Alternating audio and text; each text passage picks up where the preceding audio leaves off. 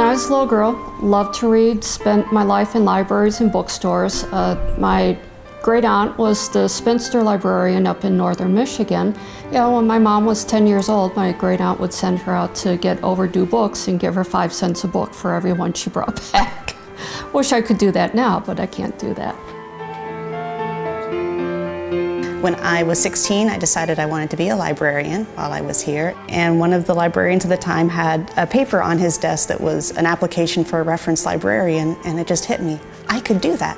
I could be a librarian. That's perfect for me. I love learning, I love helping other people learn, and it just was a perfect fit. I'm very proud that Clinton has a building of this standard. People are constantly surprised when they come from out of town and walk into the library and see the architectural jewel that we have in Central Illinois. It's a very beautiful brick building with just some very interesting small architectural elements you might not notice at first, but after looking a while you'll see. And in 1992, when the addition was built, they decided to attach the buildings together. So one exterior wall of the original building makes up one interior wall of the new building, which is nice because the original building can never be torn down now. The other thing that I love about the library is that it brings equality to everybody. We don't charge for services. If you want to get a new book, you don't pay $1 to get it faster. Everything is equal. We strive to help every patron, not just the ones who can afford it the best. And anyone who walks in the door is a patron. It doesn't matter if they're from this area or not. It doesn't matter how much they pay in taxes. Anyone who walks in the door is one of my patrons, and I'm here to serve them. And when I was a patron myself, my family didn't have a whole lot of money. I couldn't buy books even though I loved to read, but I could come here and get all the books I wanted for free. And the staff always treated me great. Even when I was a little 11-year-old girl here by herself, it didn't make any difference. They treated me the same. And I want to make sure that my staff still does that for our patrons. We see in the media quite a bit that libraries are going to be irrelevant soon. We don't need books anymore.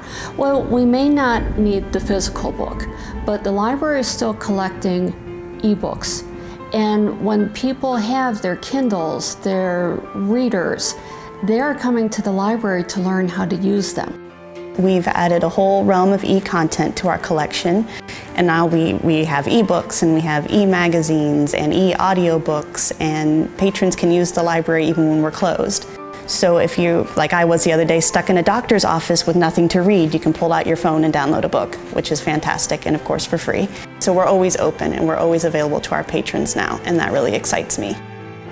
Last week, we decided that we were going to set aside time to help patrons that need help with online services, such as IDES, the Illinois Department of Employment Services.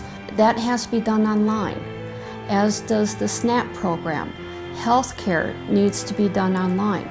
And so we want to provide the access to patrons that they will know that they can come into the library and we will help them. We have already signed up with the state of Illinois to be a community partner for those services. The library is really the heart of our community. We have all sorts of events here that the library puts on, but also community members come and use it for baby showers and wedding receptions and grandma's 80th birthday. A lot of important life events do get celebrated here. We have several meeting rooms. Our largest one, the Revere room, can seat 150 people and has a full kitchen. We're currently in the museum room, which is my favorite room of the library. It is a big, beautiful space where we have concerts and talks, and a lot of community groups will have their talks here. We have our smaller activity room that a lot of book clubs and coin clubs and other organizations use, and we have some small intimate study rooms that one person can use for studying or a child can use for being tutored, and just a wide variety of uses. And there is no place else in town that has that availability, and for that reason it's a valuable service. Little kids that are after school don't have any place to go because their parents work, they can come here and be safe. We have older patrons who live alone, who become lonely. They can come here, have someone to talk to, have something to do with their time. It's just a great place for everyone to come. You know, working parents who want to do something fun with their kids can come here and do programs with their kids and have some great family time.